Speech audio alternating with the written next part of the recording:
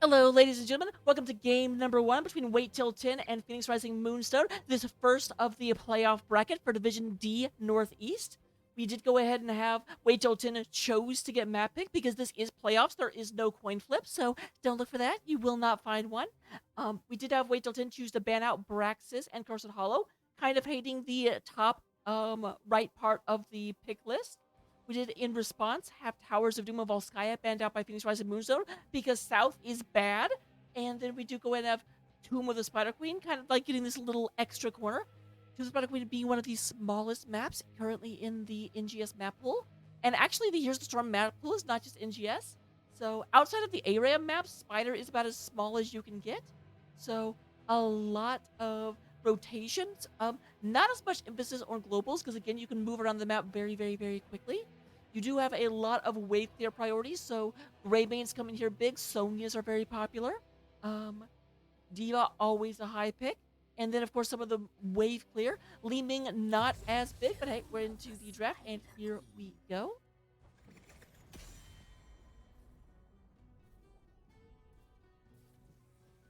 All right, moving into right now, we do of course have Phoenix Rising taking first pick and first ban because that's what happens when you pick map pick is that your opponents get first pick. That's just the way it works. I do, to a certain extent, have to wonder if, well, no, never mind. I was going to say if they actually wanted a, um, set up where they wanted like Braxis or something, because if they wanted Braxis, then the getting map pick gives them last pick and it's super, super, super high. But actually, I think Braxis was banned out. Did I misread that thing? Because Cursed and Braxis. Okay, yeah. So Braxis was in fact banned out, by wait till 10, so that does not make sense unless they've actually just got they're so high level that they're undoing their own strats just to really keep their opponents guessing. We do go and have the first band going up against Mr. Uther the light bringer, Uther the bringer of light. Not going to be bringing any light because we are underground, we are in the catacombs, so we are not going to find anything here. Greymane, hey, I mentioned him, I mentioned he was very good, and indeed no wave clear from Greymane on the side of Phoenix Rising Moonstone because he is banned. I'm I I'm in a good mood. I apologize. It might be a bit insufferable, but you know what? Deal with it.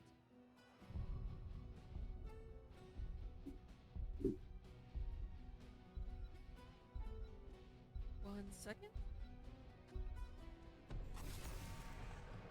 Go through my accessories drawer real quick because we need some. We have, oh, interesting Ariel band. So a bit of a healer choke coming out against, I believe Lady Ronan is the healer on the side of Wait Till 10. So, oh, and Anduin as well. Okay. Nobody is healing in this game. I do have to wonder if that's actually going to make healer be picked in the top three just because they don't want to get choked out any more than it already is. Definitely something I would consider if I was in this game. And I mean, yeah, you can be like, Raka, you are in the game?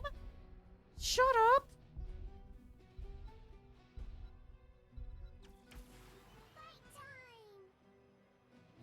Where's my other? All right, I found my other one. I was very concerned. And we do have Highlight Summer going to take the Brightwing first and foremost, since there's way too much emphasis on healers right now. So we need to get rid of this. Will this be a healer as well for Lady Ronan? Or are they going to risk another one being banned? They do go ahead and make the risk. They say our healer pool is big enough that we don't have to worry about that. So we'll have to see. Bold strategy, Cotton. We'll have to see if that works out for them. Oh, these have loaded backwards. So let's go ahead and just fix that.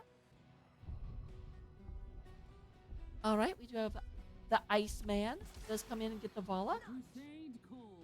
Ooh, a Maiev. I'm very, very excited to see that.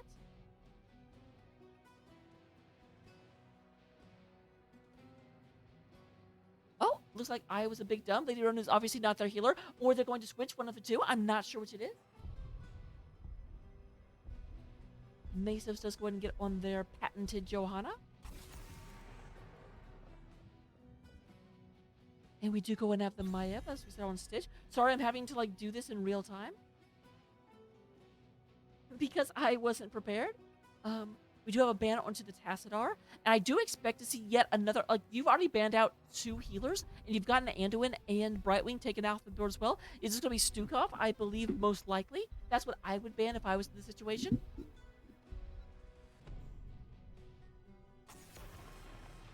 No, they actually go for Morales? Really? I'm very curious about the reasoning behind Morales. Like, not that Morales is a bad healer. She's just a bad healer. She's just super, super, super susceptible to dive. And especially with Maiev being in the team, I feel like she could dive more somewhat easily. But we'll just have to find out. Would you go and have the picks from Ronan, Kavlor, and Hannibal? Kavlor going to come in on Sonya.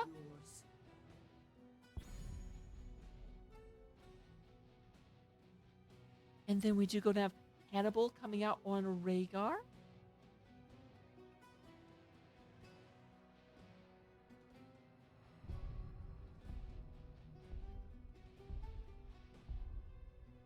All right, we still need weapons.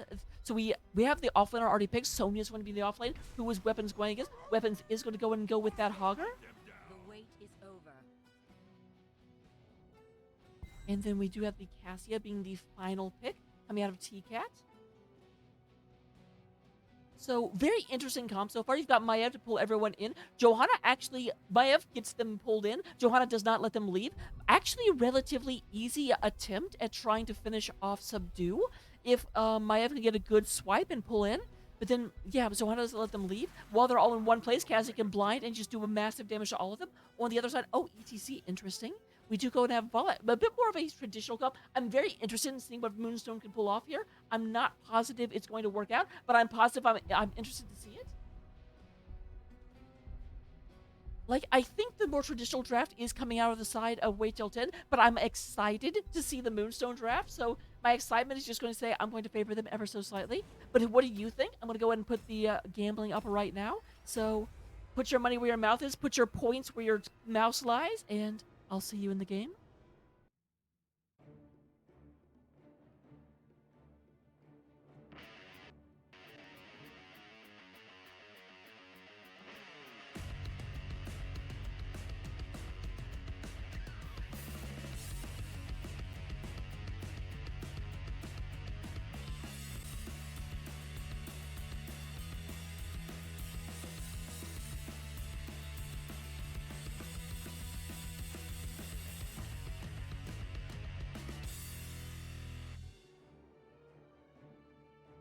All right. And with that, we do go ahead and have the game loading in. Everyone getting their bars loaded very, very quickly. Looks like I am the big slacker, but not by very much. So as we come into this game, we do have coming in on the side of the blue team, Wait Till 10, led by Ronan. The boys in blue, the Crusaders in Cobalt. We do go ahead and have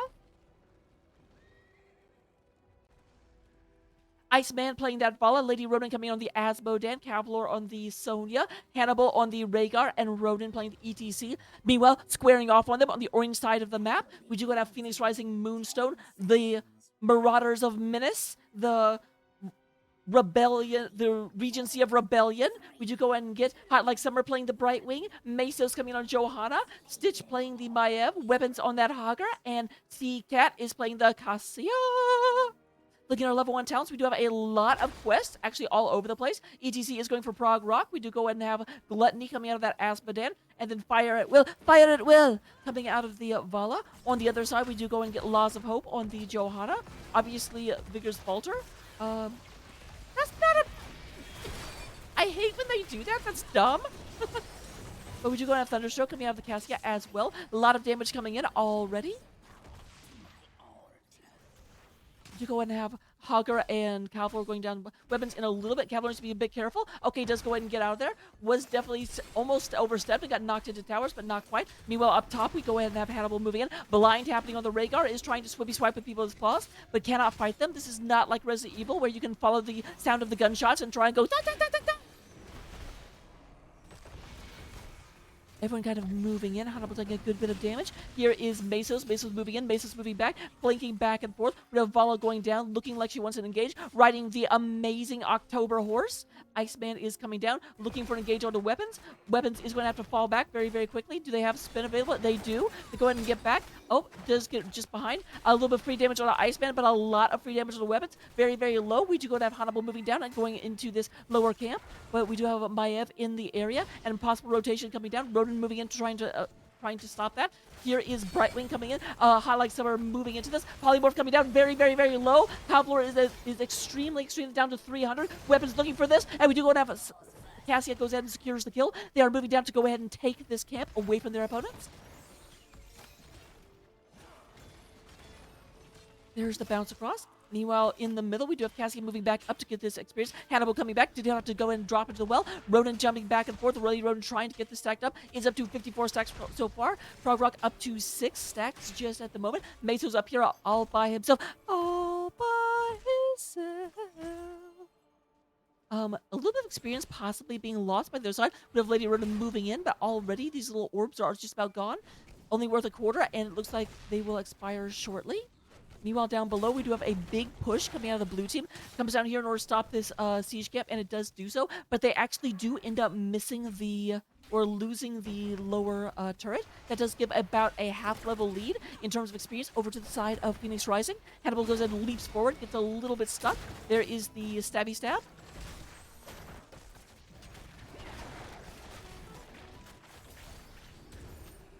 A lot of damage coming through. There is the pullback on Iceman. Iceman in the middle of a lot of pain. That's just the Mayev. And once again, we have the second kill. Highlight Summer goes ahead and gets that, but they're not done yet. Cassie goes ahead and secures the Rhaegar for a 2-for-1 for Phoenix Rising Moonstone. Ronan and Lady Ronan having to fall back.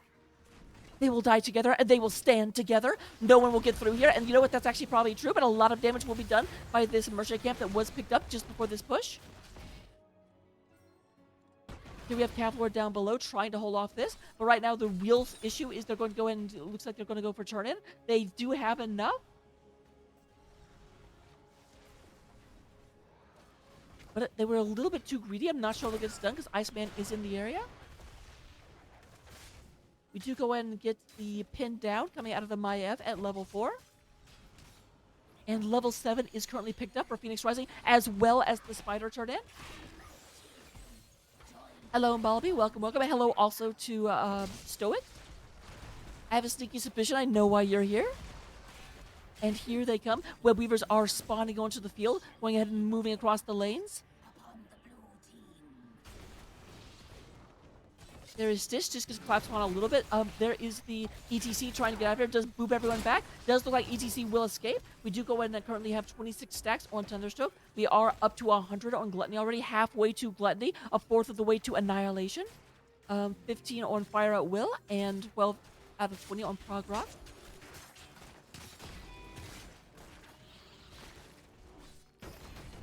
All right, all 3 walls are down except for well, 2 of the 3, but the third one definitely looks like it will fall. A lot of pressure being put onto the top lane right now. Here is Hannibal and Iceman coming in for the side.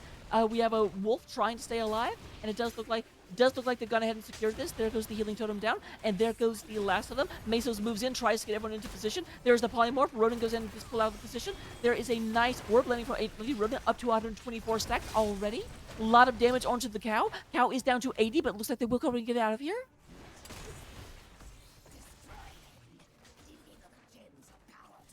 With that being said, we do go and have weapons down at the bottom of the map. Kavlor having to fall back. A big push coming down here. Does look like Iceman and Hannibal might be heading down in that direction. But they need to be careful because there's a lot of pressure coming into mid lane as well. And Kavlor cannot stay in here.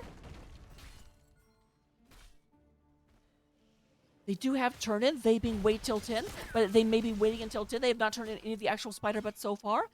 And they need to be careful if they go out too far, if they overextend. There's a lot of pick-off potential coming out of Phoenix Rising Moonstone right now.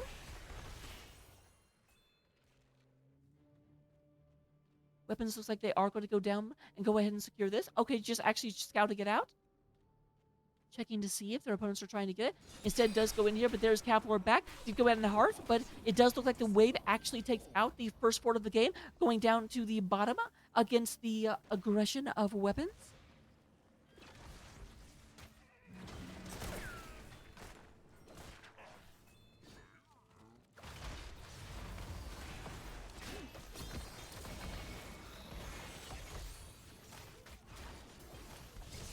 All right, here's a lot of damage coming into the middle. There goes the mercenary camp being taken out very, very, very quickly.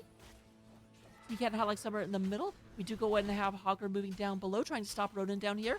Meanwhile, up top, we do have a rotation down from Mesos and Stitch. Needs to be careful. They are trying to go turn it. There is the blind coming in. Iceman in a possibly a bit of a bad situation. Just going to roll out. Is not able to be pulled back by that Maya.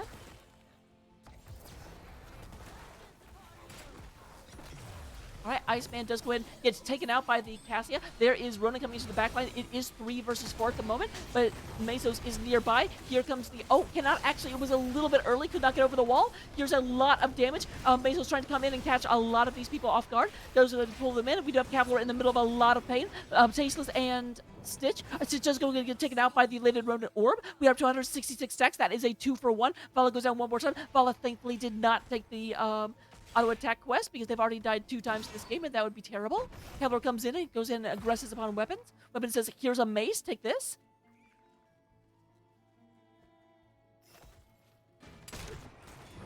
Mesos goes ahead and steps back. Hannibal hot on their trail.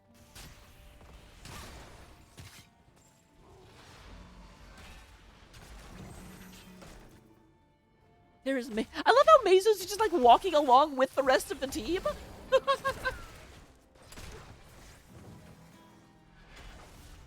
Not that seems maybe the must have been something I didn't see. It didn't seem like that disengage was necessary. Seemed like that Wade Tilton was disengaging themselves.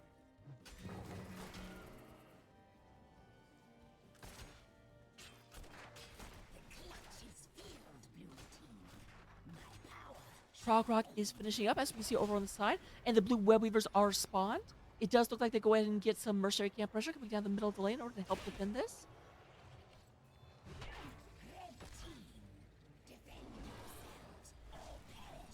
All right, here comes everyone else kind of moving on through. Moving on through.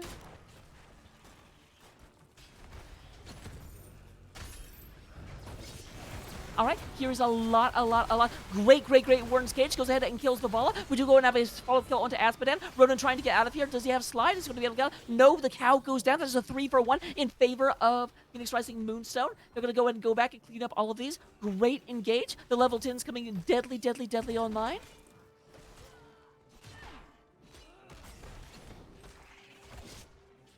Down below, we do have weapons trying to go ahead and stop this. A lot of the walls are down, but actually they are going ahead and aggressing it. They said, we've got a mercenary camp. It doesn't matter that there's web weavers down. We'll go and get them taken care of. We don't care that you got the turn and we're taking your stuff.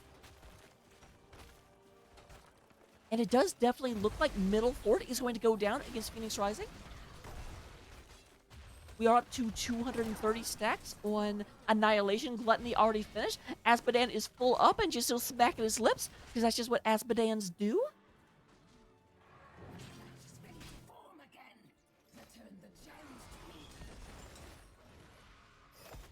Here we have everyone else kind of moving through. T-Cat is a little bit of trouble. Does expertly sidestep the charge from Ronan. And it looks like everyone will be okay. They also go ahead and get the turn in. So here comes an answering wave of web weavers coming from the red side. Or the orange side, for those of you that can tell colors. Wow, and we actually have weapons pushing very deep. They're in too deep.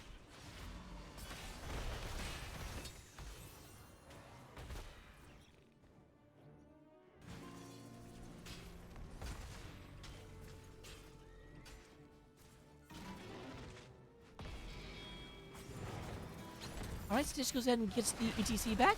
Oh, just a second too late on an Iceman, but it does look like they're going to go ahead and fully move back. There's like, no, let's go ahead and let us push. They are moving up towards the top lane. That is the lane where the fort is still up. So Sonya a little bit out of position, does get polymorphed. Does have to use leap to disengage. There is the pull. They are not done yet. I don't think you're going to get this, guys. I appreciate the moxie, but there's just no way.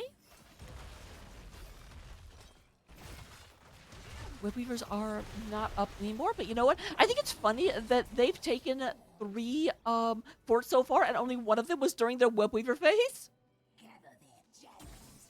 Bring them to me. Yes, now.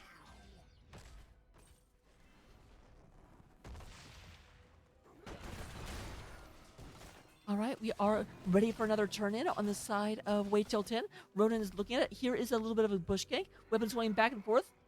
It looks like they are moving down below in order to turn in. They've sniffed this out.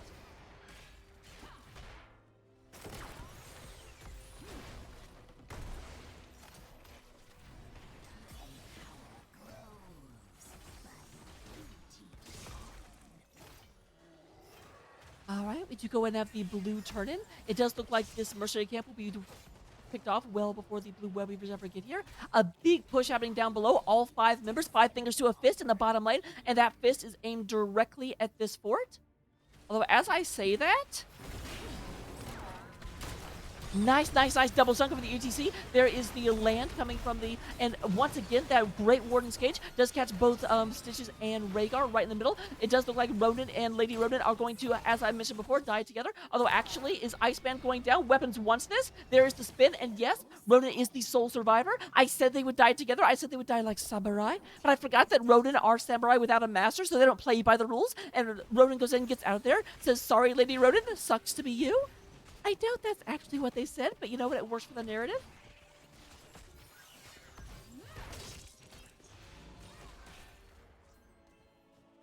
But you know what? The 5 fingers to a fist did work, and they did get the bottom fort, so that's what matters right now.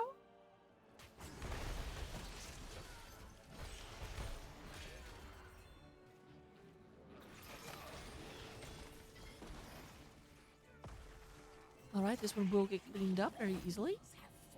And they are 8 away from turn in. Cavalry needs to be careful. Very, very, very close to a disaster. Such a catastrophe.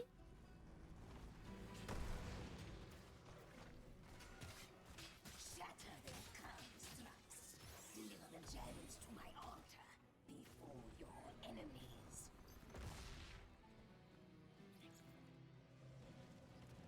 So here's the turn in. All 5 of them are back just a little bit, checking to see if there's anything they can do, but all they can do is prepare for the incoming web weavers. Thankfully, they are going back and forth with turn-ins. Neither side has gotten to double turn-in. So a lot of the web weaver phase is just this being spent, pushing the lanes out. Descend, my daughters. Descend and destroy them.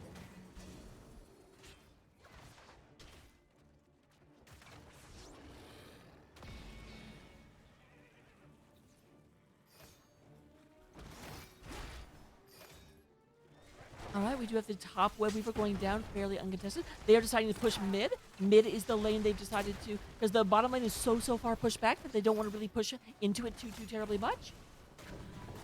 Here's everyone else kind of moving in. It does look like the middle web weaver will not really be able to fully secure this wall, although it comes extremely close, and it may go ahead and die just from residual damage. Hogger wanted to go ahead and get it, but did not quite manage. There's Bezos comes up and goes and gets that, preparing the wall for the next aggression. I like this play. Instead of going down and pushing with the last web weaver, they say, let's keep putting pressure. They'll have to go and respond to it eventually.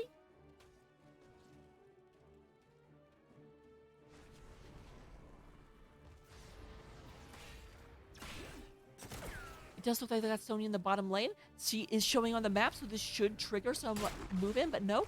Seagat goes ahead and falls back.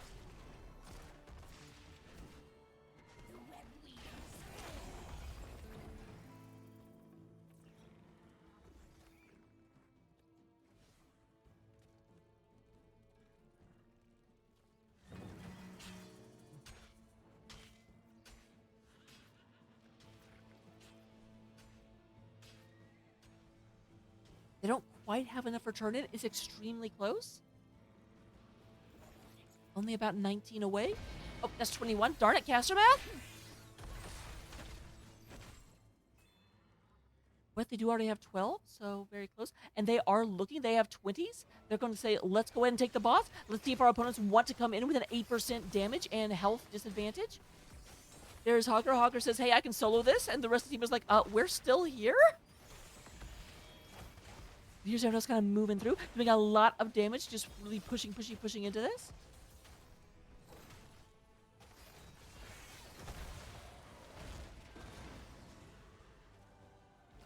This is why they prioritize top lane. However, there is a camp in mid lane just pushing for free right now.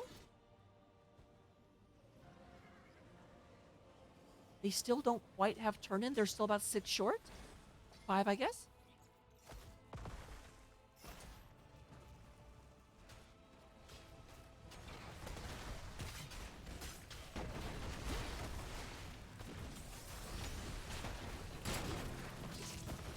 So they do clear up mid lane, but no one is dealing with the Giant's bottom.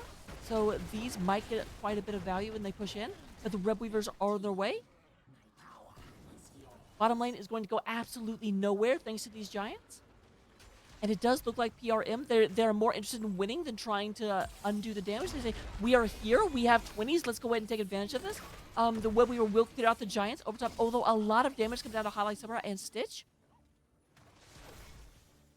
So with that being said, we do go ahead and have a lot of aggression going through. Highlight Samurai goes in and catches the edge of that. We do have Annihilation commencing.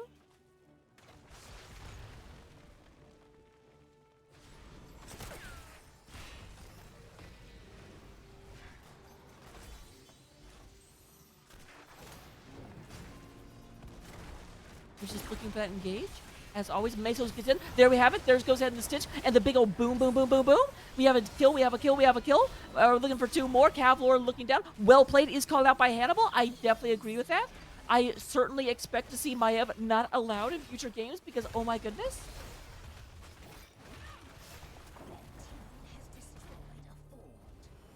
And with that, PRM goes ahead and moves forward, is going up onto core. There is the leap in from Sonya, tries to get stuff done, but Sonya just goes ahead and says, I want to die with everyone else. Earlier, Rocco was making fun of us for being Ronin and not living by the samurai code. So, you redeemed your honor. Well done. But yes, excellent game from Phoenix Rising Moonstone. Exactly the kind of thing we want to see.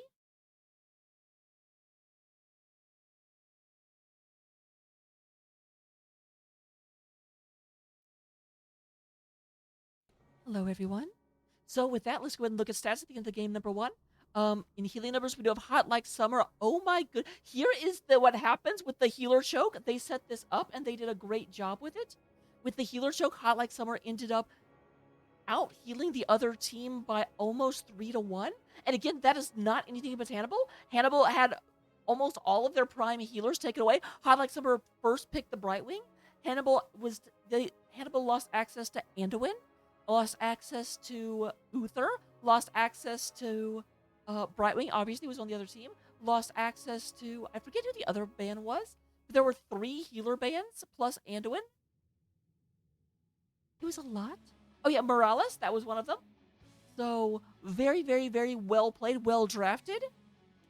Looking at the next one, we do have T-Cat leading the way in damage, doing 60,000 damage over the course of the game. Bala coming in second with 42,000. And then Athmadan, Lady Ronin, raining hell with 38,000 damage. And then in terms of that ever-important experience, we do have Weapons leading the way, followed closely by Lady Ronin. Well done to both teams. We're going to go ahead and move into game number 2. Here are the talents. If you want to see them, if you want to copy them, if you want to love them, go ahead and copy them down, take them into your Storm League games. Love them, hate them, flame them. Don't flame them, I'll ban you. I guess I should say be nice. We'll go ahead and go with that. Last thing I will say is if you're sitting here and you're watching this and you want to comment, and you can't because it's like, hey, you have to verify your account. You're like, Twitch is not good with privacy. I'm not giving my cell phone number to this company. No. Totally understand that. Totally get it. So if you follow the channel, in 24 hours you'll be able to talk. Won't help you this game, but it will help you the next time I'm casting a great match that you want to talk about. So think about it. Follow if you want, or just continue to be silent. Your choice. Regardless, though, I will see you in the next game, and don't go anywhere.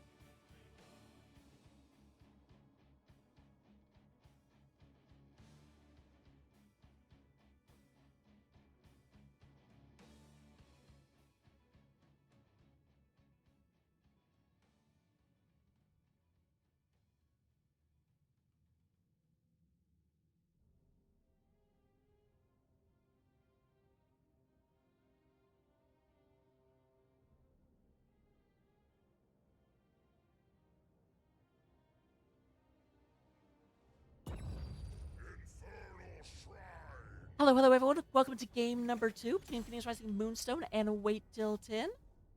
We did see a very dominant performance from Phoenix Rising Moonstone in game number 1. Definitely had their coordination together, had their engages planned. But here's the thing, their engage largely depended on Maiev catching a lot of people inside Warden's Cage. So without that being a thing, I am not 100% sure that that plan would work without Maiev. So if Maiev gets banned, it could be curtains for them. Additionally, this is Infernal Shrines, a slightly bigger map, so you won't be able to rotate into your opponents as well. You know, you can always have in bigger maps the Sky Temple problem of having to run away and avoid your opposing team. And as the maps get bigger, that becomes more and more plausible. So Infernal is not the biggest map. I don't think you can necessarily just avoid fighting altogether, but it's more of a concern than it was. And there it is, there it is, there it is. I knew it. Brightwing be the second banned out. Interesting. Brightwing being banned out by Phoenix Rising. That means they have a plan. That means that Highlight Summer wants something other than Brightwing. Will it be picked up as a first pick here? Time will tell. Sooner or later. Time will tell. I love Red Alert.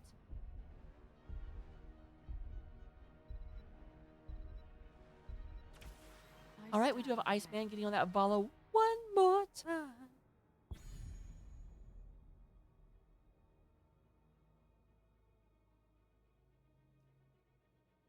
With that being said, we do go ahead and have everyone. We do have the first pick. Now, here's the question: with all of the healing priority, are we going to see Hotline Summer getting one of the first picks? If she does not pick it up here, she will miss out on her healer until a little bit later. So it is a very. Yes, we do have Stukov. They pick Stuk. He's coming out of Hotline Summer, and the Mesos is going Johanna once again. Stukov obviously the go-to healer for blow-up comps because you can stun someone, put a silencing orb below them so they can't press their buttons. And with Anduin being banned out, there's no easy save, although Uther is still available. We do go to have Tassadar being taken by Hannibal, moving from Rhaegar over to Tassadar, and then Lady Rona is going to their Lieutenant Morales.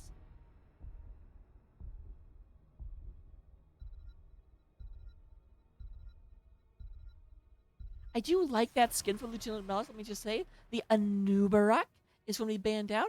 A very big engaged tank. Here's the real question. Are the last two picks going to be Tyrael and someone else for Zeus Pirates? I doubt it. Especially not if they're banning out Greymane. Greymane would be great for that.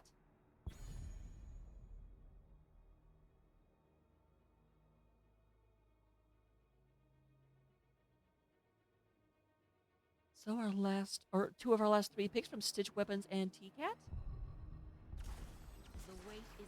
Staying on the Cassia is T-Cat, but Weapons does move from Hagar over to Deheka.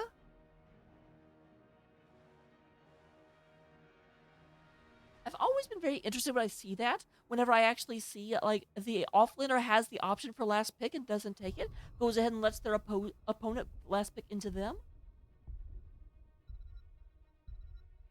It's also interesting that Wait Till 10 has taken both of their DPS early, saving their tank and their offlaner for the last two picks. So we will go ahead. Oh, Malthael, interesting. Because Dahaka can just burrow out of Last Rites. So not what I would really necessarily expect.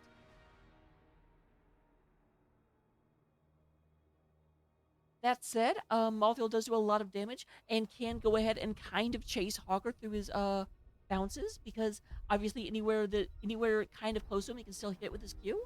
So it's not a bad pick, but it's not.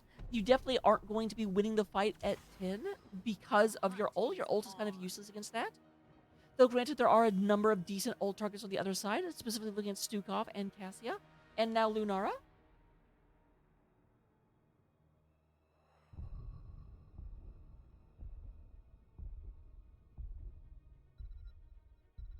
So there we go. Looking at the engage, we do have nothing really setting up the Johanna this time around, which is a bit of a problem. I think that Mesa's going to have a harder time really catching the enemy team. I do kind of like Wade Jilton's draft a little bit more, but we'll have to see. As always, these players have proven themselves better than me, so I'm just going to go into the game, find out what we find out, and see you guys there.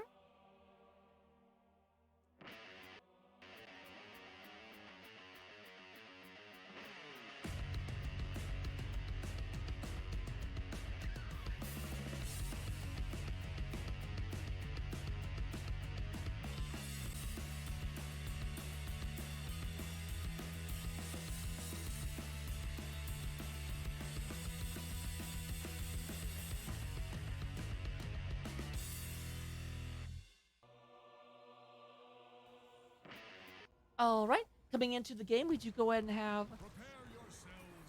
Whoops. Whoopsie. Coming into the game, we do go ahead and have coming for the blue side, Wait Till 10, the Wholesome Warriors, the Triumvirate of Totality. I don't know. I do not plan this stuff ahead of time. We do go ahead and have. The battle begins in So we do go ahead and get Iceman playing the Vala, Lady Rodent on that Morales, Kavlor on the Malthea, Hannibal coming in on the Tassadar, and Rodent playing ETC. On the other side of the battlefield, we do go ahead and get Highlight Summer playing the Stukov, Mesos is coming in on Johanna, Stitch playing the Lunara, Weapons is playing the Dahaka, and Cassia on the...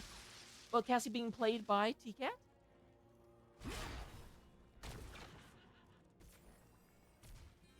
And thank you, Stoic. Making me look like I know what I'm doing. We do go and get the Q build, Puncturing Arrow coming out of the Vala this time, and same Laws of Hope, but not quite as many quests as we had in the last game. Ronan takes a bit of damage, but we do have Dahaka having to stasis out.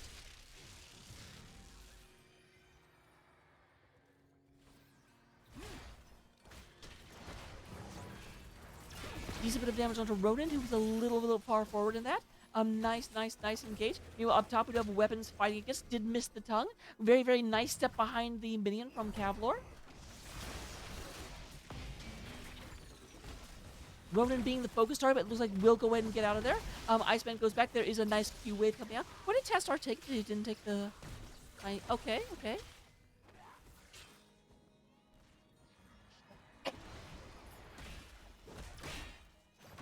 Excuse me? We're going to have the camping start a little bit earlier on the side of Wait Till 10. Looks like Mothio is coming down. There is a possible invade being set up as Kavlor is in the area. But no, it looks like there will be no attempt to invade. Instead, Wait Till 10 is going to move down to the bottom of the map. They did go ahead and scout that with a Lady Morales grenade.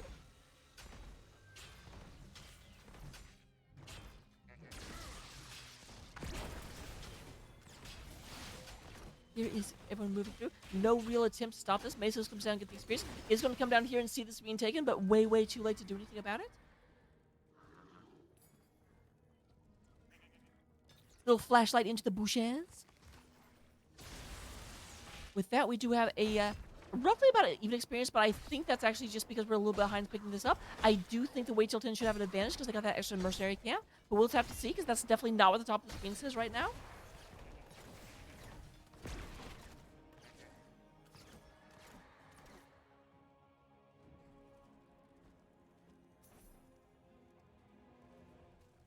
All right, already we do have Weapons and T-Cat over here looking at the Shaman camp.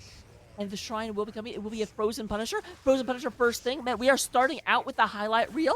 That is definitely the Punisher you want. But also, to a certain extent, you don't want the Punisher to be first because it means it will be a very long time before Frozen cycles back up. And the first Punisher is not going to last very long at all.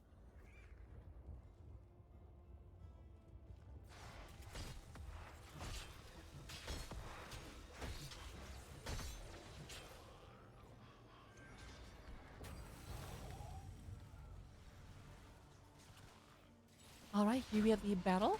It does look like the Haka is going to stay just a little bit behind, not move into this just yet. It does look like they have decided, go back, poke, see what you can do, but get 7. That seems to be the play right now. We have Dahaka up here going ahead, trying to... Oh, great timing on this camp. It means they actually have to get through the wall in order to stop these mercenaries. And Dahaka is having to just, abandon that, unfortunately. Great play. Level 7 is not quite picked up, but they are engaging. A lot of damage coming in. Maltheo having to run away. Iceman getting very low, but T-Cat also not looking very healthy. Let's go ahead and just barely avoid the Q coming out of that Tassadar.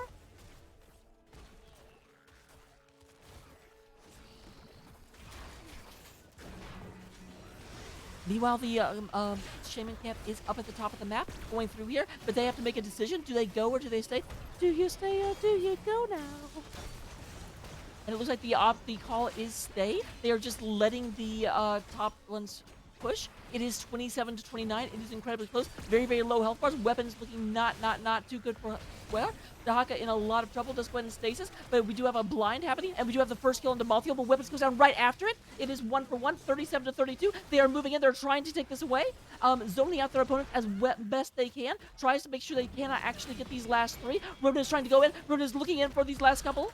and it does look like they are at 38. Avala goes down in the top lane. Ronan is just being hunted down by Mesos, but does go ahead and get the last couple of hits. Blue team has summoned a frozen Punisher.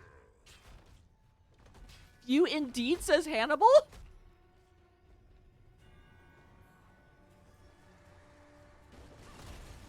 Just a quick glance. They did lose just the wall up top. I actually thought they'd lose more than that, with just how long that Shaman Camp was up there.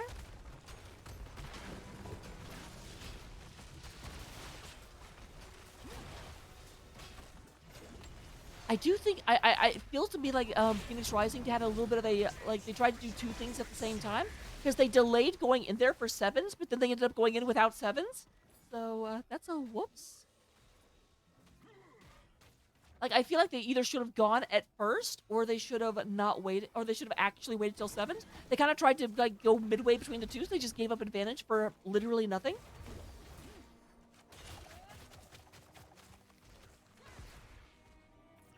We do go ahead and get everyone moving through. Morales is down here being like, I'm going to clean the camp! That's exactly how Morales talks, if you didn't know. And with that being said, we do go ahead and have Morales up here. Dahaka, doing a lot of damage, is trying to get this taken out. Definitely wants this Moonwell to be dead, and will get it. Something, something, something essence.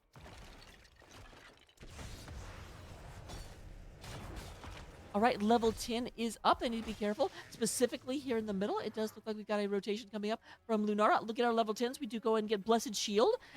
Not Falling Sword this time around. We do get the Thornwood Vine. Does not want to be jumping into the enemy team. Just wants to get steady, continual damage. Isolation from the Dahaka, Flailing Swipe, and Valkyrie.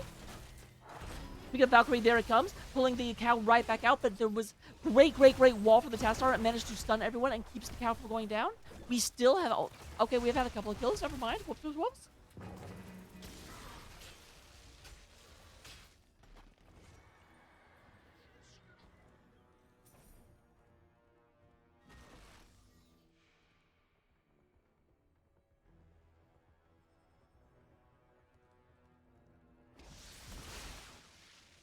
Looks like the next shrine will be top. It will be a Mortar Punisher when it comes up.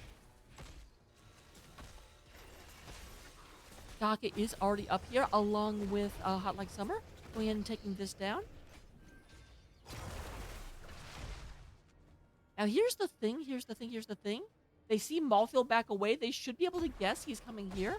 This would be an opportunity for a possible invade if they wanted to go commit to it. Both teams are level 11, and they are actually spending cooldowns here. Cavalry down to about half health, but it looks like that is not the play they want to make. I'm super aggressive. I would absolutely call for that invade.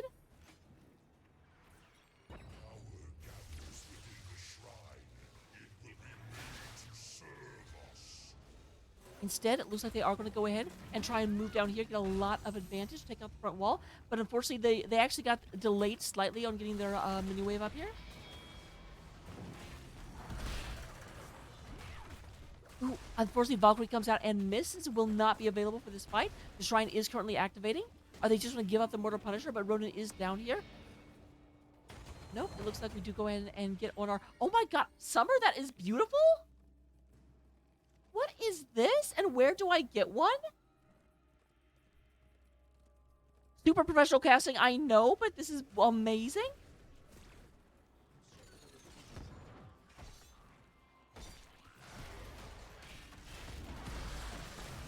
All right, great silence. Does it go ahead and just completely shuts down Malfield's escape? That's going to be a free kill. Level 13s are on hand for Phoenix Rising Moonstone. The opponents do have 24, and Malfield is only 19 seconds away, but they should be able to. Malfield does not have no stop death. Did they take on a pale horse and get here a little bit faster? But I do think they should be able to get this.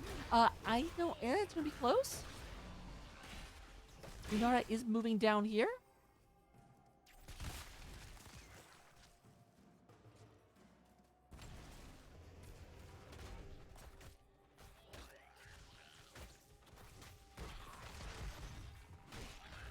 And yep, the right... Oh, Malfield didn't even try.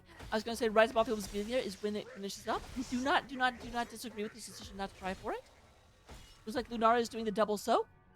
I actually played this last Saturday with my team, where it was just like, I had our DPS player really want to play Sonya, so I ended up playing offlane Lunara and doing basically this.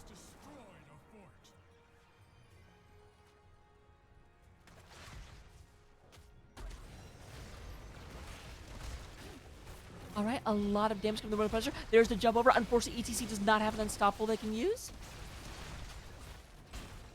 Can, in theory, slide out right as the jump happens, but it's a little bit hard to time. Meanwhile, there is a entire top wall going down. I do not think they may get the Moonwell. I don't think they'll get the full fort, but we'll find out. There is the Punisher going down. A lot of damage going onto the ETC. ETC goes back, and there's a great Mosh Pit. Mosh Pit catches 3 members of Phoenix Rising. Phoenix Rising is going to dance all the way to death. Weapons does manage to stop dancing, but does not get out of there. That is a 3-4-0. But hey, no, they don't even get the Moonwell. I was trying to, like, find silver lining, and there was none to be had.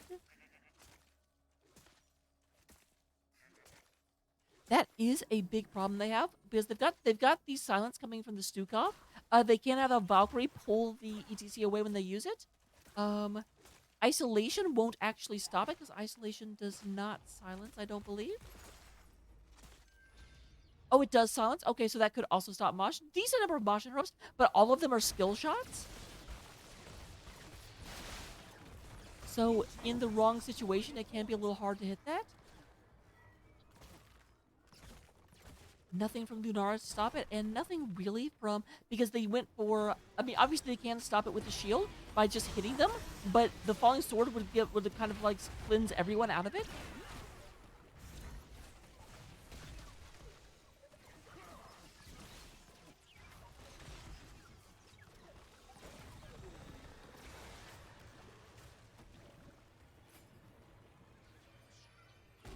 Do we have everyone kind of moving on through? Moving on through.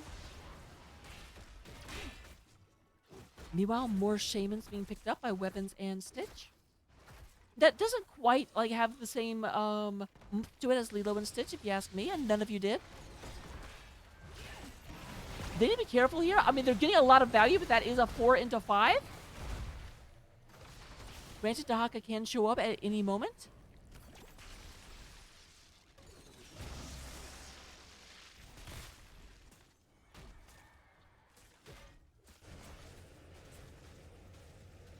Weapons up here, but needs to be careful. We do go ahead and have these guys were visible against the wave.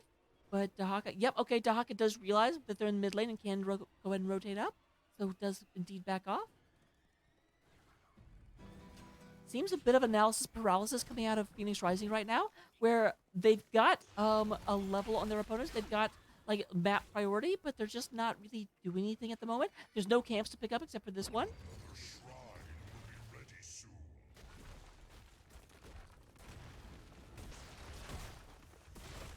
This should be an Arcane, I believe. Yep.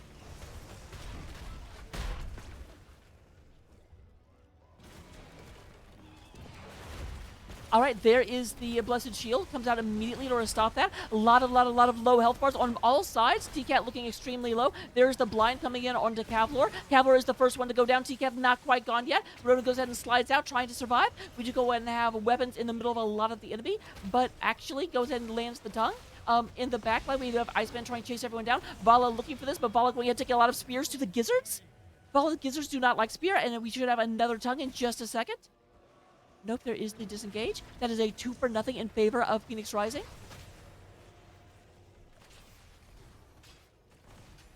Meanwhile, we do have Mesos down here going ahead and picking up the beginning of the Arcane Punisher.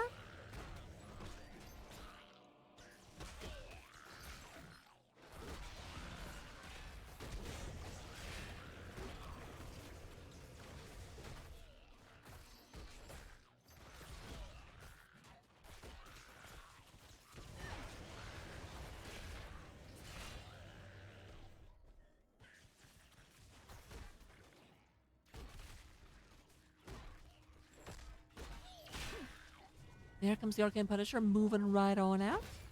Was not contested at all. In fact, they went ahead and took the top Shaman camp, once again making the Shaman play. The Arcane Punisher, thankfully, on the side of Wait Till 10, is going to go against one of their more defended lanes. It's not a top lane Punisher. There's the stun on the Kavlor.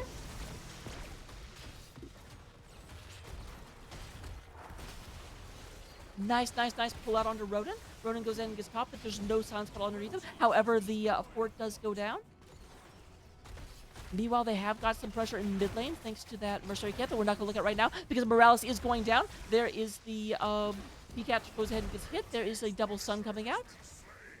The Punisher is slain, and that should trigger a retreat. Although, granted, it is they do see ETC in mid lane. However, once again, they're not actually protecting against the Shaman camp. Shaman is up here pressing against the wall.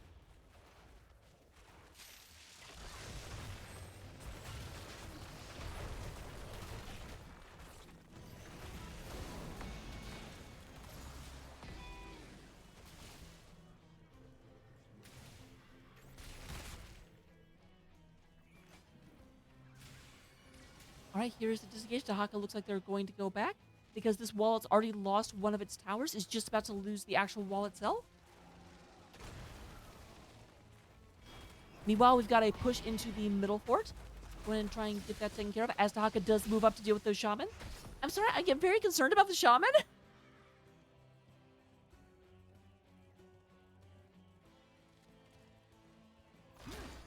It's just going down here in order to start moving this away. We do have level 20s online from Phoenix Rising Moonstone. We do go and get the Radiating Faith, Forest Wrath, Essence Claws, Control Chaos, and Imprisoning Light.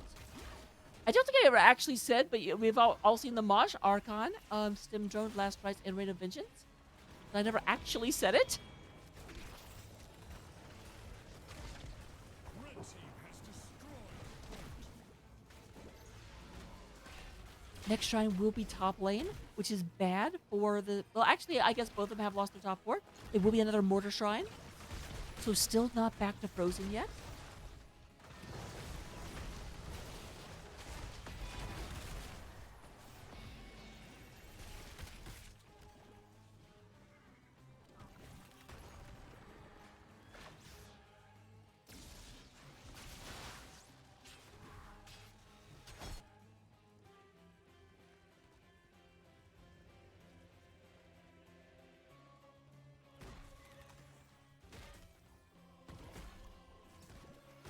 So there was Sean's coming across, but unfortunately, like, this is the one thing I've got to say for Wait Till 10. They always do a great job right before objective, grabbing mercenary camps that push on the opposite side of the map. Because yeah, to clear this out, Shrine gathers power. we difficile. Claim it in my name. But Dahaka has pushed all the way up to this fort.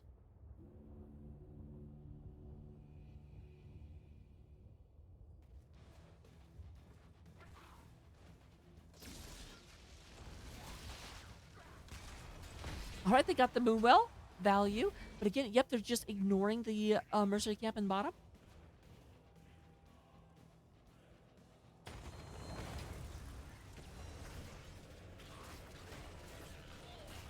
Granted, that's not a shaman camp. It will eventually get stopped by the mercenary waves, but it may go ahead and very easily take that.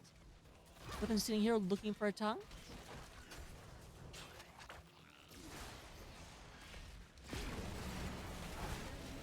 There is another attempt at a great mosh. Does catch a lot of people, but they do actually... Well, it's one of those things. They didn't actually interrupt the mosh. They were just killing the rest of the team. Hannibal does go ahead and go down. Oh, okay, there we go. I'm a future psychic, guys. We do go ahead and have everyone... GG, well played, called by Hannibal. Lady Ronan's still alive. Death Mosh catches all 5 of them. And yeah, this is going to walk straight down top lane at this point. I'm sorry, I don't mean to laugh. I'm trying not to choke.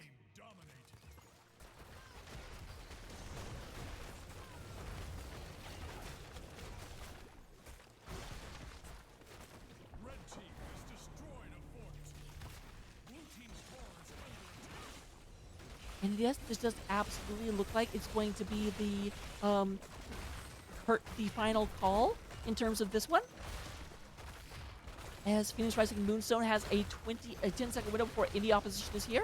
Malthiel did go ahead and finally return, but does not even matter. Can't even leave the Hall of Storms. As we have game number 2 and the series being taken by Phoenix Rising Moonstone. Let me go and get an interview set up for you guys.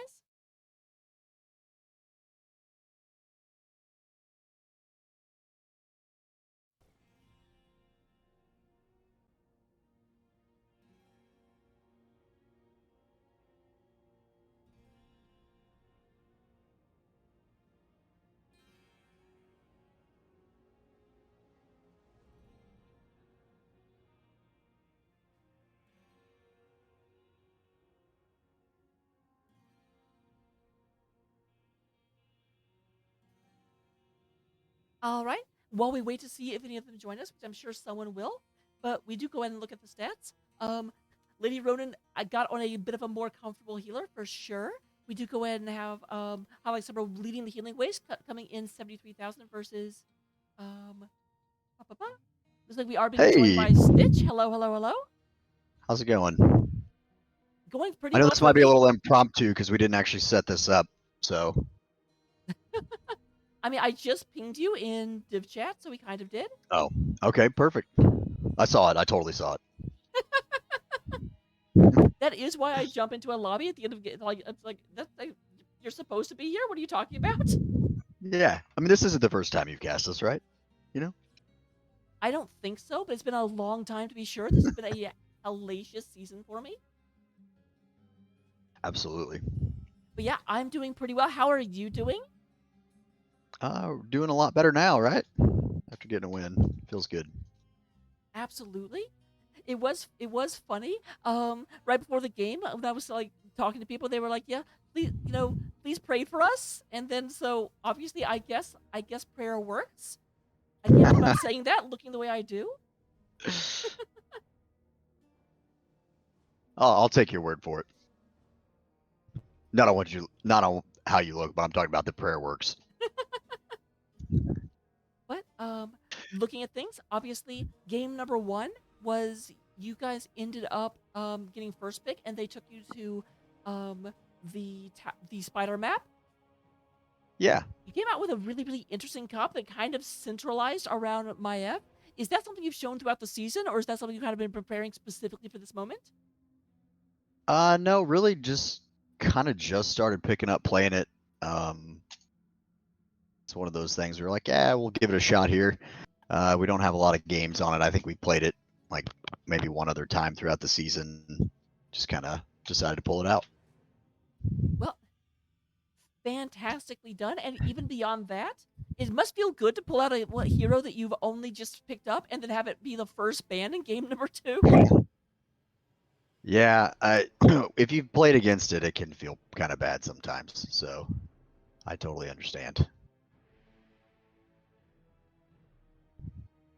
I didn't So, think I did that much work on it, but well, here's the thing. Actually, just as the impartial observer watching from the sky, um, I I don't think in terms of like the raw numbers you did all that much on it, but nearly every time there was an explosive fight, you were the one setting it up. Because it would just be like, oh, okay, I used my ult. Oh, look, three It's of them such are a dead. relief when I don't have to do everything myself. yeah, there you go. I mean, hit R win game, right? Made me look good.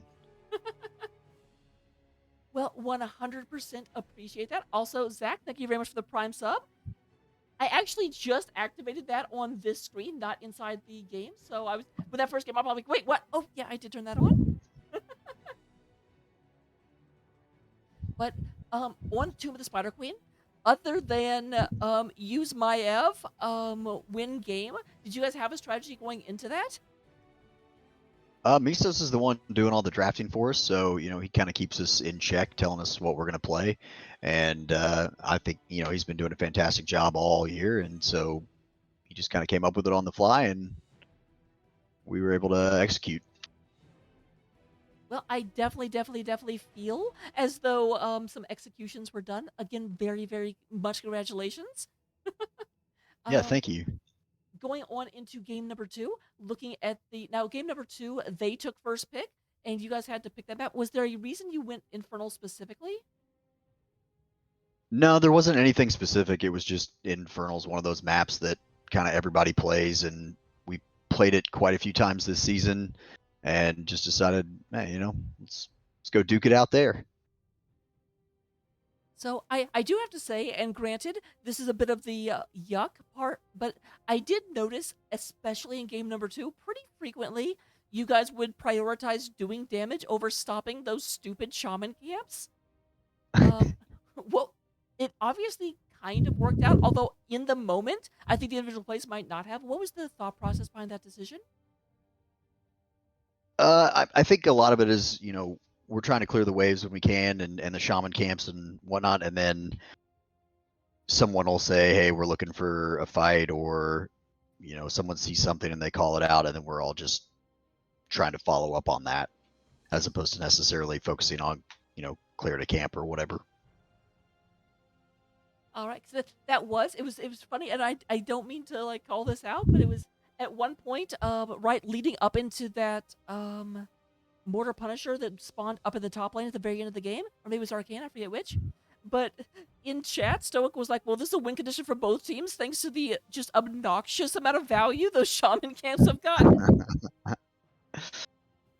Yeah, I think it's one of those things that just as a team we definitely have room to keep improving, and like Stoic said, we knew there at the end that we needed to win that Punisher, and so just really focusing on trying to set up to take a good fight instead of focusing more on the wave clear is definitely something that was going on. All right, absolutely makes sense. So, looking at things, having overcome Wait Till 10, it looks like your next opponent is going to be the winner between Brickhouse and Infernal Affairs. Is there anything you're specifically? Is there one of those two teams you're hoping to run into? Not one more than the other. I look forward to hopefully getting to see their games, see how they play out, and then kind of we'll put together some sort of scouting plan and go from there. All right. Well, you probably already know this, but their match is going to be this Sunday at 8:30 p.m. Eastern. So look for it there. I'm not casting it. That's not a plug. Well, good luck to both of those teams. Hopefully, they're watching you right now. Well, if they are, they probably have some things to think about because I I I imagine a lot of people sort of wrote this match off as okay, Wait Till 10 wins. So congratulations, upsetting a lot of statisticians. Hey, that's what we're here for. I do have to ask, is there anything specific that you guys did as a team in order to pull things together towards the end of the season? Because obviously, if you're coming in as the 8th seed, things did not go well for the entire season, and based on what we just saw, it's improved a lot recently. Yeah, I mean, just as a team, we kind of came together. One, because we were a brand new put together team, so getting to play more together helped. We have fantastic coaches with Alfie and Gingy Boy, and they kind of really helped us identify a lot of our issues and, be able to kind of sort some of those things out. And then, just the team in general, everybody's showing up all the time on time for practices and putting in the work, and everybody's striving to get better. We all have the same kind of mindset as to how serious we take the game, and I think it's been fantastic. Okay, I don't know if you're watching chat, but Hotline Summer's like it's called hustling. What? Yeah, we Yeah, just been sandbagging all season.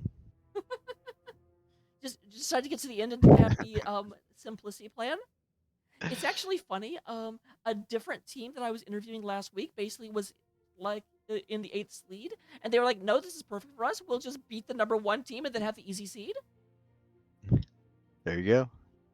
But with that being said, that is all the questions I had prepared for you.